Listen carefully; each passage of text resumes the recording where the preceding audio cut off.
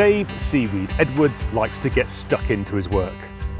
It's May and he's come to see our Canny Crofter Niall Rowantree, who's an hour north of Inverness, to assess his pasture and silage fields.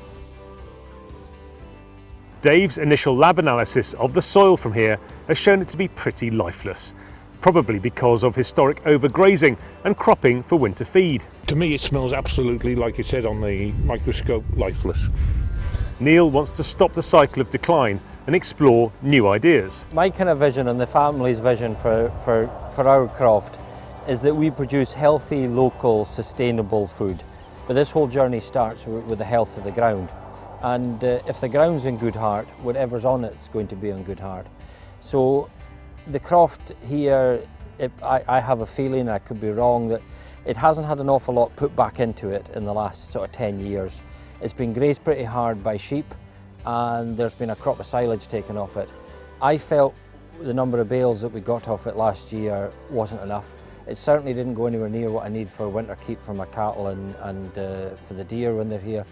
So we're looking for an alternative. Now, to me, I'm interested in some of the stuff you've been looking at, because on the west coast in the spring of the year when stags are growing antler, and typically, you know, it's one of the fastest growing bones known to man, so it's growing at a rate of 2.5 centimetres a day at this time of year. They're desperate for minerals, and I was aware that when they were looking for minerals, they would go to the sea. Very often in big tides, you would see the deer 200 and 300 yards out feeding on seaweed. So, jumping the story forward, I don't want to use nitrogen fertilisers.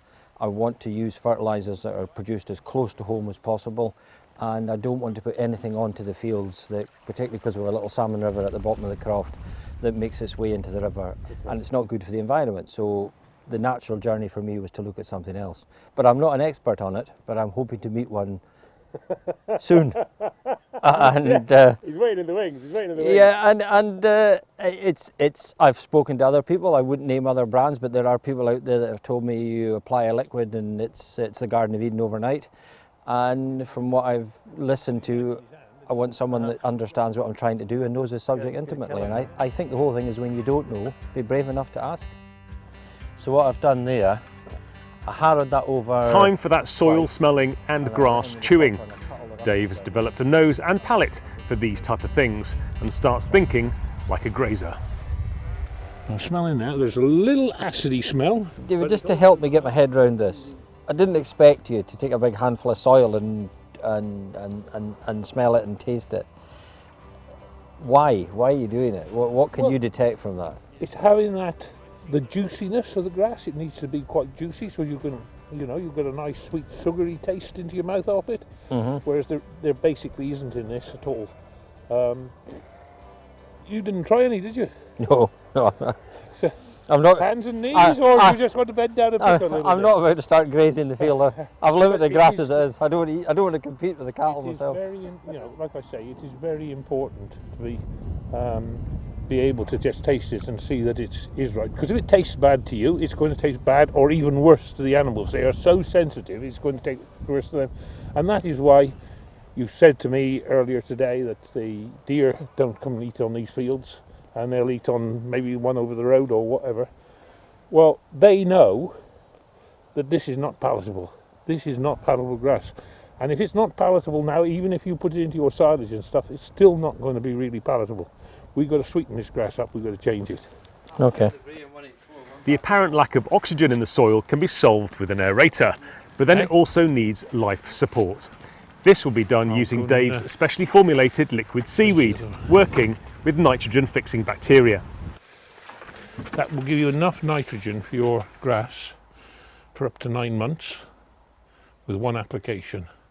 So you have 20 acres worth of nitrogen in there, and that's like half an Arctic load. Yes, it's a bit different than what I've seen that amount of nitrogen in before. Yeah, I don't see any issue of improving that dramatically, and we can do that stage at a time. It isn't going to happen overnight.